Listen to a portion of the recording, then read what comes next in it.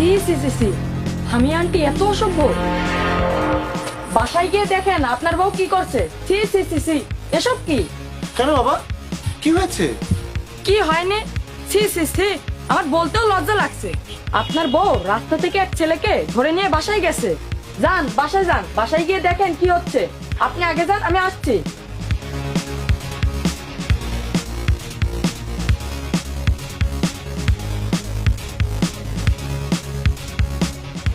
ও, তুমি চলে এসেছো? হ্যাঁ, আমি এসেছি। তাহলে আমি বাসায় না থাকলে এসব করা হয়? ছি ছি সামিয়া, তুমি এত নিচে নেমে গেছো, আমি তো ভাবতে পারছি না। আরে তুমি কি বলছো? আমার কথাটা তো শোনো। তোমার আর কি বলার আছে? কি বলবে তুমি? আমি তো সবকিছু নিজের চোখে দেখেছি। আরে ভাই, আপনি আমার কথা শুনুন। আমার বউয়ের ওড়না তোমার হাতে ছিল, আমি আর কি শুনবো? নোংরামি করবে তোমরা, আর আমি বলছি তাই আমাকে থামিয়ে দিচ্ছ?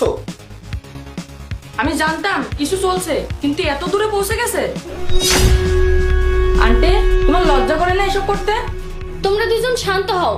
কি হয়েছে আমাকে বলবে তো? এত বাজে কথা কেন বলছো?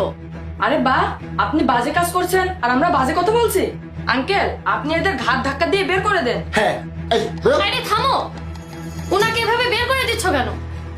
হ্যাঁ, এত দরদ তোমার এই আশিকের উপরে তোমার? ছাড়ো তুমি ওকে। ভাইয়া, আপনি আপনার কাজ করুন।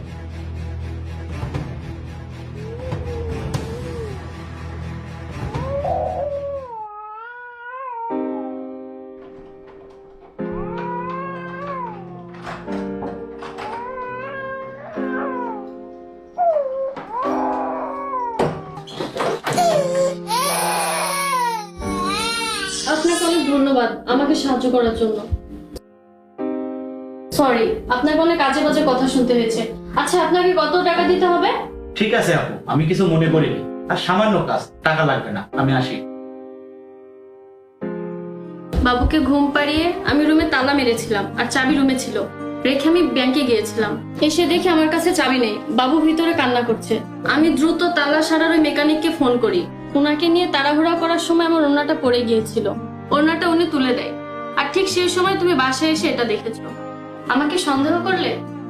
আমি দুঃখিত সামিয়া, আমি বুঝতে পারিনি যে তুমি বাবুর জন্য এতটা হয়রান হয়েছো। আমাকে মাফ করে দিবেন আন্টি, আমি ভুল ভেবেছিলাম।